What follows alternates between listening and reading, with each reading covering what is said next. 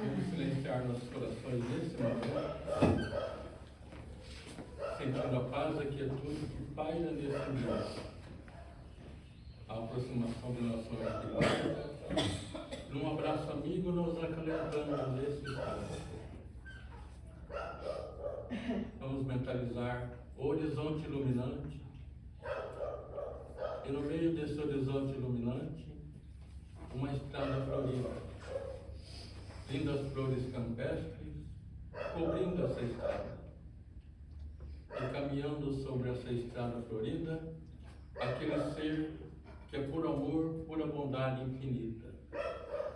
Este ser é Jesus, que caminha ao nosso encontro com suas mãos estendidas, e assim Ele chama, Ele convida cada um de nós. Vem, benditos de meu Pai, vem comigo habitar a verdadeira morada, a morada que eu preparei para cada um de vós, junto ao Pai Celestial. Nesta morada não existe dor, não existe lágrimas, não existe nada para malograr nossa doce alegria, porque lá Deus é quem enxuga de nossos olhos todas as lágrimas. Amigos e irmãos de ideais cristãos, o momento é hoje, agora, rever nossos conceitos, nossas atitudes, praticar mais o amor, a caridade, fazer o bem sem olhar a quem. Agindo assim, com certeza, no futuro breve, vamos fazer por merecer esta morada tão almejada por Jesus para cada um de nós, junto ao Pai que estais no céu. Santificado seja o vosso nome. Venha a nós o vosso reino. Seja feita a vossa vontade, assim na terra como no céu. O pão nosso de cada dia nos dai hoje. Perdoar as nossas ofensas, assim como nós perdoamos a quem nos tem ofendido. E não nos deixeis cair em tentação, mas livrai-nos de todo mal, que assim seja. Com muito carinho, nosso irmão, nosso amigo, Akira de Monte Azul.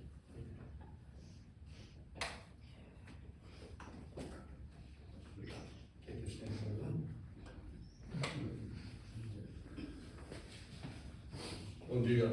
Bom dia. Que Jesus nos abençoe. É um prazer estar nessa casa.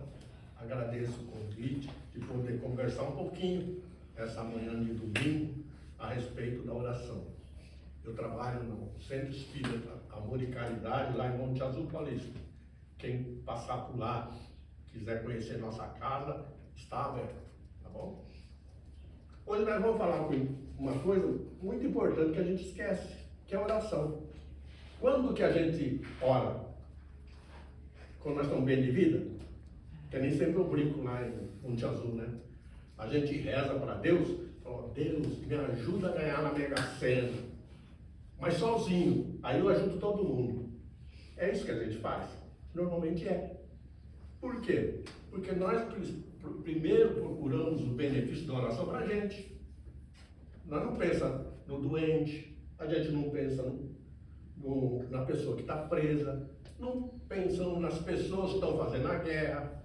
Nós pensamos primeiramente na gente, para depois pensar nos outros. Antes de vir para cá, sempre quando eu vou fazer alguma palestra ou conversar com alguém, eu dou uma pesquisada. E eu achei interessante que um cientista falou sobre a oração. Ele estava fazendo uma pesquisa sobre os monges tibetanos e outras pessoas que rezavam. E ele falava que as pessoas que rezavam automaticamente, não falava coisa com coisa. E não tinha valor nenhum. Eu falei, ué. Aí ele falava que rezar é um negócio automático, que a gente precisa orar, fazer oração com o coração. E ele pesquisou que a mente dos monges, quando fazia oração, mexia lá dentro. Por quê? Eles rezavam com vontade, com emoção, pedindo a Deus para que fizesse alguma coisa em benefício deles ou dos outros. E eu achei interessante. Então ele falava que rezar não é nada. Porque normalmente a gente reza por rezar. A gente não vê, que nem o Pai Nosso. A gente vê o jogador de futebol ou algumas equipes rezando o Pai Nosso. Como é que eles fazem? Eles ficam concentrados na oração? Não ficam. Mesma coisa a gente também. Sempre eu brinco também, né? Principalmente quando a gente vai dormir, a gente vai rezar. Pai Nosso que está no céu. Chega na metade do caminho, nós já estamos dormindo. Não é? Então nós precisamos ter um pouquinho mais de conhecimento sobre o que é orar. E a doutrina espírita veio para a gente explicar essas coisas. Quem quiser ver mais detalhes, olhe no Livro dos Espíritos. No item lá, adoração. Lá mostra para a gente como nós devemos fazer e o que nós ganhamos com isso. Acho que pergunta, eu não sou bom de memória, acho que dá a pergunta 659, um pouquinho para frente, explica tudinho como nós devemos orar. E também no Evangelho segundo o Espiritismo, no capítulo 27, ali também mostra para a gente como nós devemos orar. Não é só falar, é aqui, ó, no nosso pensamento. Porque muita gente acha que falar, que rezar muito, Deus vai escutar. Se a gente gritar rezando, Deus vai escutar. Então ele mostra para a gente que a nossa oração, quem explicou para a gente foi Jesus. Como é que a gente deve orar? Ele fala que a gente deve ir num quarto, fechar a tranca da porta e conversar com Deus sozinho. Que é uma ligação transcendental. É ali que a gente vai conversar com Deus. Mas não é no nosso quarto, bem dizer. Pode até ser no nosso quarto. Mas ele fala no nosso quarto íntimo. A conversa da gente com Deus ou com seus mensageiros. Para que a gente possa sentir a presença de Deus dentro da gente. Como não sei, você que falou agora, a Viviane, ela falou que a gente tem que sentir que Deus está dentro da gente.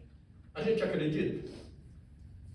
Pouca gente acredita que Deus está do nosso lado, que Deus sempre acompanha a gente, não fisicamente, né? Mas com as energias que Ele manda através dos seus mensageiros. Por isso que nós temos até um anjo da guarda. Todo mundo sabe, né, quem é o anjo da guarda, não sabe? É alguém que nos acompanha desde o dia do nosso nascimento. Você vê como Deus é bom. Ele acompanha e nos orienta a vida inteira. Mas só que nós não damos muito valor para Ele, né? Então nós precisamos, nós precisamos aprender com a doutrina espírita essas coisas simples que vai fazer um benefício grande para a gente, para que a gente possa evoluir, a gente entender por que tem guerra, por que tem gente com problema na saúde, por que gente que nasce sem uns bens, por que acontecem inúmeras coisas para a gente não ficar revoltado, para a gente encarar a vida como deve ser. Como eu gosto sempre de contar algumas histórias, né? Eu estava lendo algumas. Diz que uma senhora foi falar com o Chico Xavier porque o filho dela nasceu sem os braços. Ele teve uma doença nas pernas e o médico queria amputar. E ela foi pedir orientação para o Chico. Falou: Chico, meu filho já nasceu sem um braço. Agora os médicos querem cortar as pernas dele. O que o senhor acha? Aí, né, a antena do Chico sempre está captando tudo que está do nosso lado. Aí ele falou assim: ó, filha, o problema é o seguinte, o teu filho em outras vidas, todo mundo acredita, né? Em outras vidas. Em outras vidas, ele já se suicidou umas 3, 4 vezes. E nessa, ele também vai querer se suicidar. Por isso que ele veio sem as mãos. Agora, para cortar as pernas, porque ele está tentando de novo se suicidar. Então, deixa os médicos amputarem as pernas dele.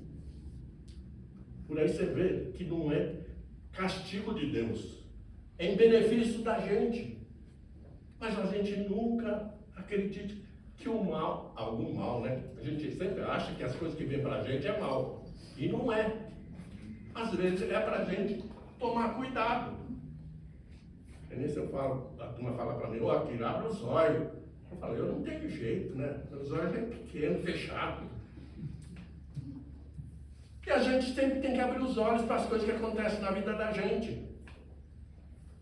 Depois que veio Jesus Cristo, veio ensinar para a gente como é que a gente deve orar. Vieram diversas religiões, cada uma puxando a sardinha da sua brasa, cada um fazendo da oração um comércio. Você acha que Deus comercializa a oração, o pedido para ele? Quantas religiões, não é criticando, tá? Só para exemplo, não tem religiões que cobram para fazer oração? Não tem religiões que falam para você rezar joelho? Não fala, tem que rezar 10 Pai Nosso, 10 Ave Maria? A doutrina espírita mostra para a gente que nós devemos pedir com o coração, com o pensamento em coisas boas. Nós queremos que o mundo melhore? Quem é que não quer? Mas nós temos que mudar primeiro nós. Nós precisamos também ter bons pensamentos.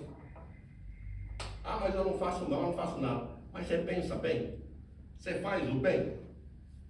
Por que o mundo está desse jeito?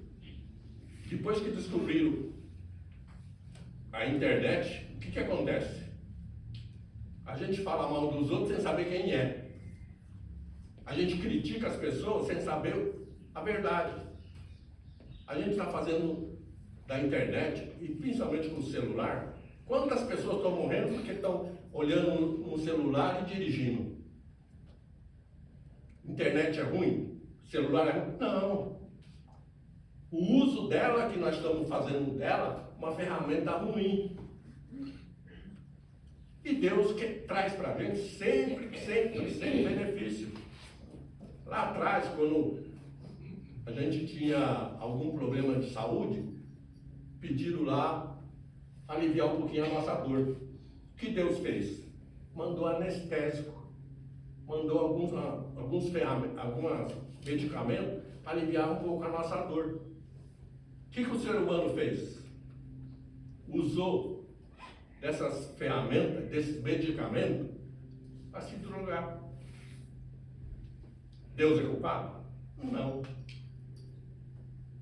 Pediram para Deus uma locomoção mais rápida, para que a gente pudesse, por exemplo, eu, né?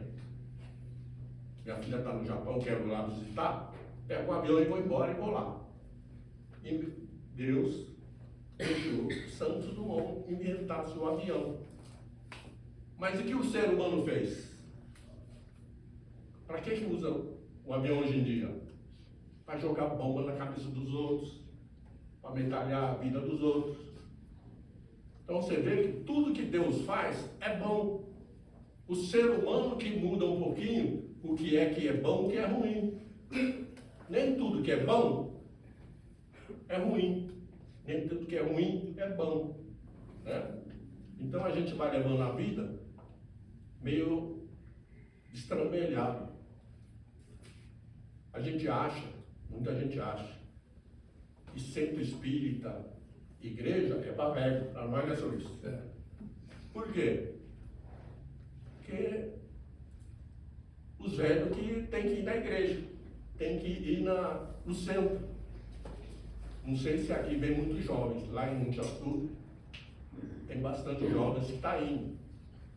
Mas o jovem precisa aprender um pouquinho das coisas de Deus. O que nós estamos aprendendo, ensinando para o jovem? Eu também estava vendo uma frase de um rapaz falando que nós, pais, hoje em dia, estamos dando aos filhos aquilo que nós não tivemos na infância. Mas só que nós não estamos dando o que nós aprendemos lá na infância. Por quê? O que nós damos para os nossos filhos hoje em dia? Celular. Minha neta tem 3 anos, mexe mais no celular do que eu. Eu só sei receber e mandar. Minha neta não mexe. Eu não sei mexer. É por falta de interesse. E também as crianças de hoje em dia estão vendo muito com inteligência avançada. Mas se a gente não controlar essa inteligência, amanhã nós vamos encontrar pessoas estrambelhadas. Hoje em dia nós estamos vendo o quê? Filhos matando a mãe, matando o pai, matando a irmã. Pode um negócio desse? E a notícia corre adoidada na internet. Coisa boa, pouca gente posta ou compartilha. A gente acha que Deus não escuta os nossos pedidos. Deus escuta todos nós. Mas como vai escutar todos nós? Quanta gente tem no mundo? Só que, pesquisando algumas coisas, lá no céu diz que tem um departamento só para atender pedidos. Por quê? Tem pedido que não vai para querer, não estou ganhar na loto. O que eles fazem? Deixa do lado. O Chico já falava que a oração da mãe arromba as portas do céu. Por quê?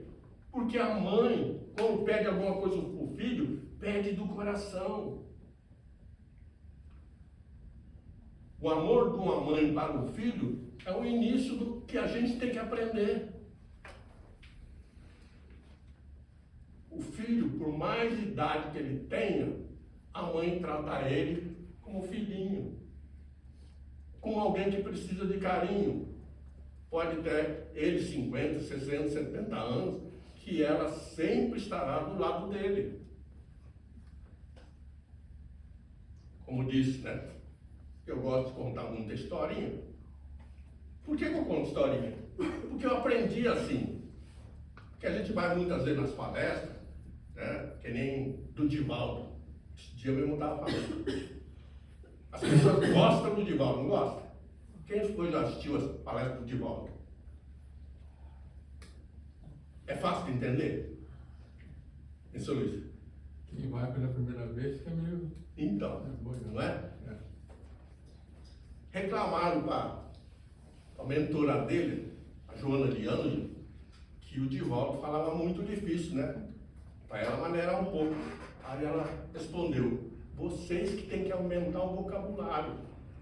Vocês que têm que estudar um pouquinho mais. E nós não fazemos isso, né?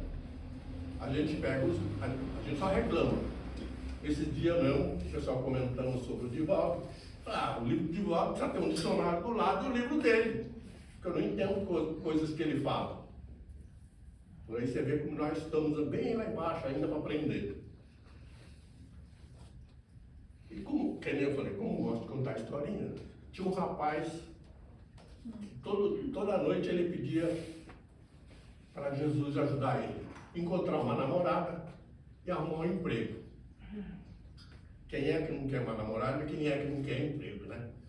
Diz que ele toda noite pedia e nada, e nada. Chegou uma hora que ele sonhou que estava conversando com Jesus. Aí ele estava contando. Jesus falou para ele: o que você pediu? Eu pedi uma namorada, até hoje o senhor não me deu. Pedi um emprego também, o senhor não me deu. É? Ontem, o jornal que você estava lendo, no classificado de emprego, tinha um emprego lá para você. A experiência que você tinha era para você. É? E a namorada? A namorada, quando você entrou no ônibus, alguém te ofereceu uma rosa. Não tem sempre uma pessoa que oferece uma flor para alguém? Você não pegou. Você pegou e jogou fora. Aquela flor era o início de uma conversa que você teria com uma pessoa que ia sentar do seu lado. Você ia oferecer a flor e ia começar um bate-papo. Era a sua futura namorada. Aí ele falou, e o emprego? Você foi procurar o emprego naquela experiência que você tinha? Fui. E por que você não ficou? A filha estava grande demais. Acho que tinha muita gente mais experiente que eu. Aí Jesus falou assim, aquele emprego era seu. Você, por comodismo, desistiu de ficar na fila, esperar a sua vez. Da mesma forma somos nós. Nós queremos que Deus resolva todos os nossos problemas no ato. Não é amanhã, não. É para ontem. Por que nós temos doença? Por que uma pessoa que tem a mesma doença que eu sara e eu não saro? Com a doutrina espírita a gente aprende que às vezes chegou a pessoa que recebeu a cura, que acabou a privação dela. Como diz o pessoal, né? O karma dela. A minha ainda não chegou ao fim. Então a gente tem que analisar ponto por ponto das nossas dificuldades. Por que é que nós estamos sofrendo? Por que é que nós temos problema? Por que é que nós não temos paciência? Que nem no começo eu falei, a gente pede para ganhar na loteria, para arrumar namorada, arrumar um emprego, mas a gente faz a diferença. A gente vai atrás. Ou a gente acha que só pedir, Deus atende. Tem coisas na nossa vida que depende muito mais da gente do que da mão de Deus.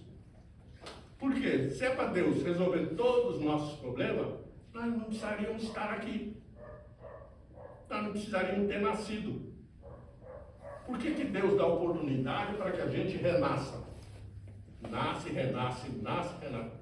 Para a gente aprender a gente amar.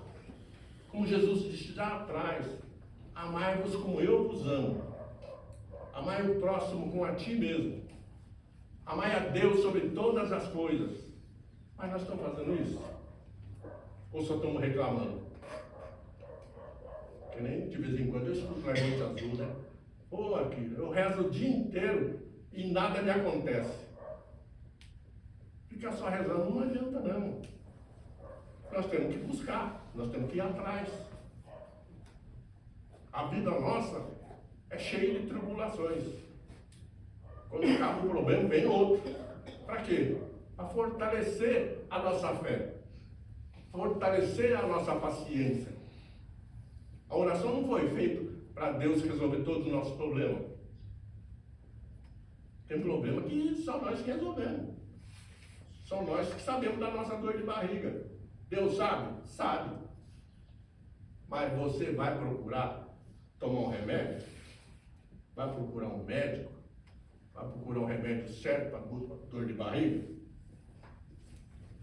Acho que não. E muitos de nós, quando rezamos, não sabemos nem por que nós estamos rezando.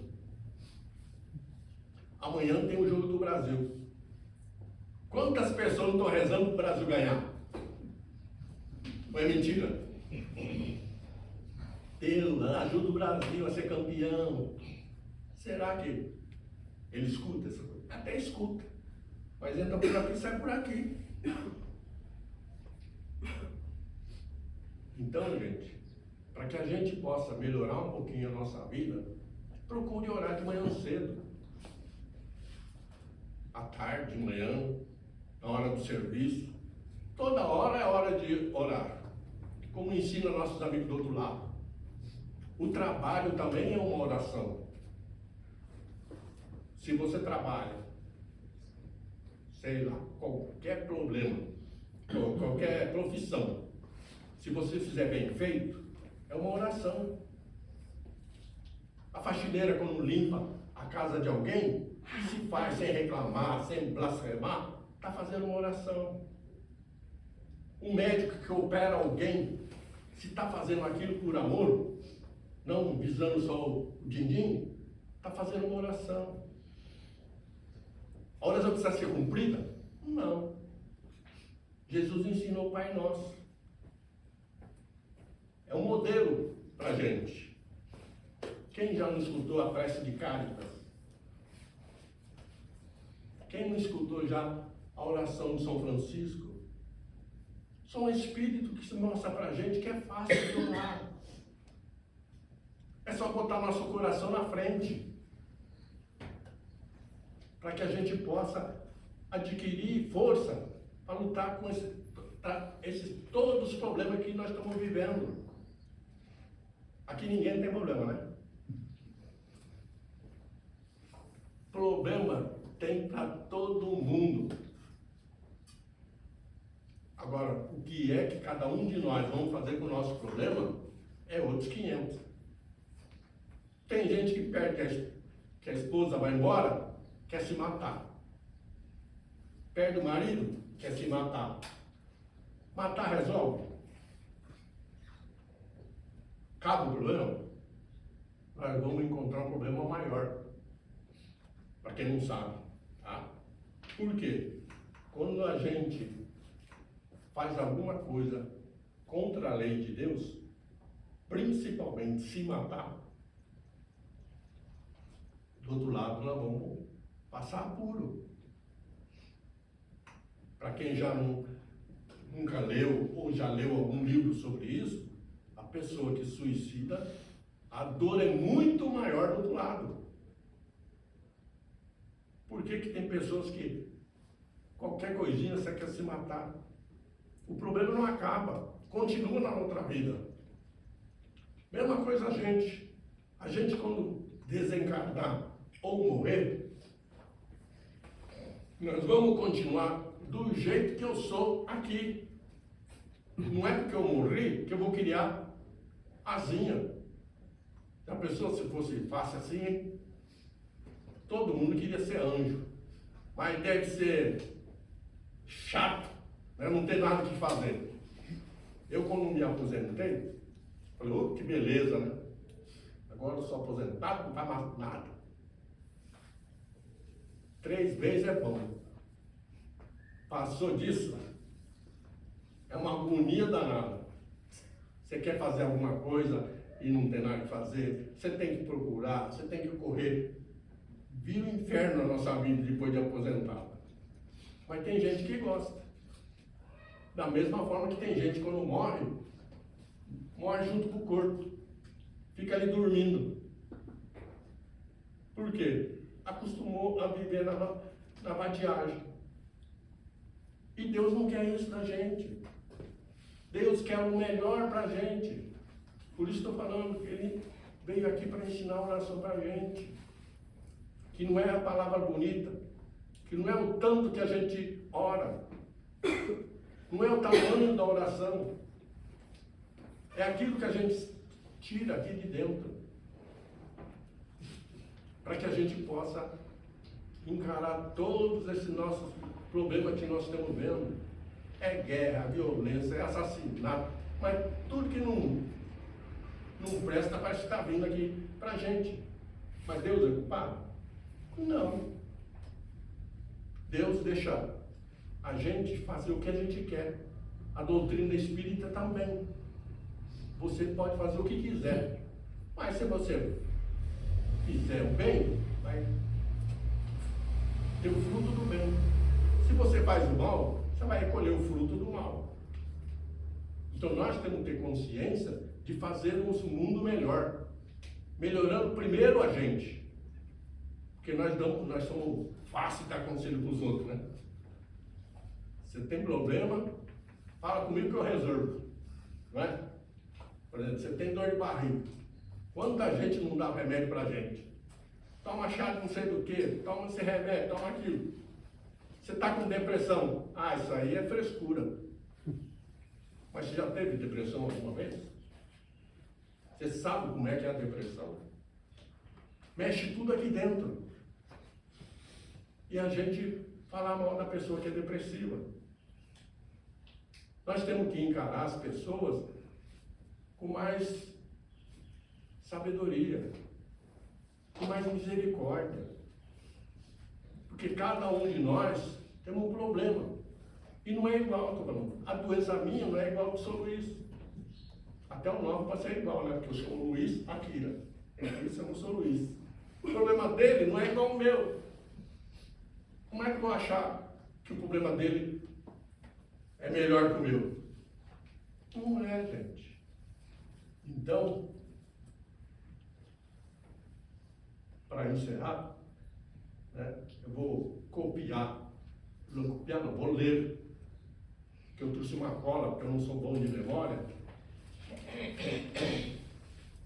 Do poema de gratidão da Amélia Rodrigues, que vira e mexe, o Divaldo, no fim da palestra dele, não comparando com o Divaldo, Deus me livre, que ele faz toda vez que ele encerrava a palestra.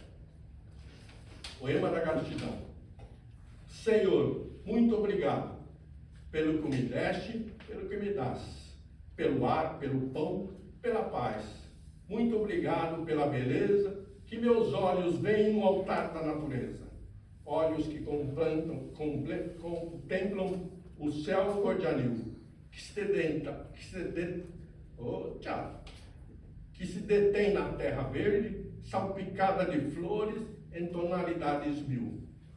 Pela minha faculdade de ver, pelos cegos eu quero interceder, por aqueles que vivem na escuridão e tropeçam na multidão.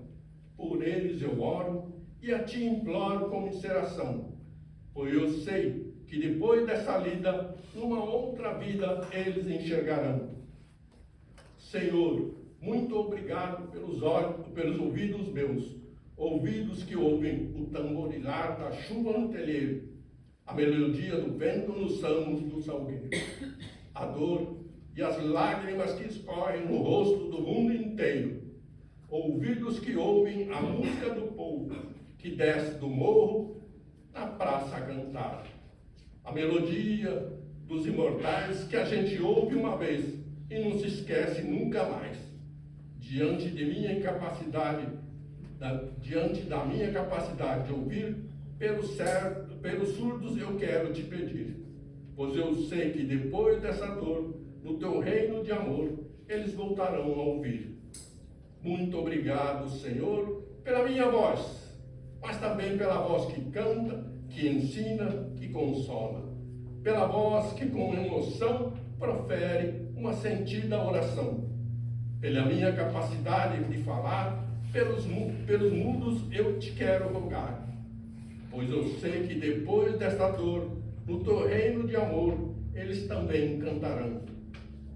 Muito obrigado, Senhor, pelas minhas mãos, mas também pelas mãos que aram, que semeiam e agasalham, mãos de caridade e de solidariedade, mãos que apertam mãos de poesias, de cirurgias, de sintonias, de psicografias, mãos que numa noite fria cuida ou lava louça numa pia, mãos que à beira da sepultura abraça alguém com ternura, no momento de amargura, mãos que no seio agasalham o filho de um corpo alheio, sem receio, e meus pés que me levam a caminhar sem reclamar, porque eu vejo na terra amputados, deformados, aleijados, e eu posso bailar. Por eles eu oro e a ti imploro, porque eu sei que depois dessa expiação, numa outra situação, eles também bailarão. Por fim, Senhor, muito obrigado por meu lar, pois é tão maravilhoso ter um lar. Não importa se esse lar é uma mansão, um ninho, uma casa no caminho, um bangalô, seja lá o que for. Muito obrigado, Senhor. Muito obrigado pela paciência muito obrigado pela atenção, que vocês tenham um domingo, um fim de domingo maravilhoso e torça amanhã pelo Brasil. Obrigado.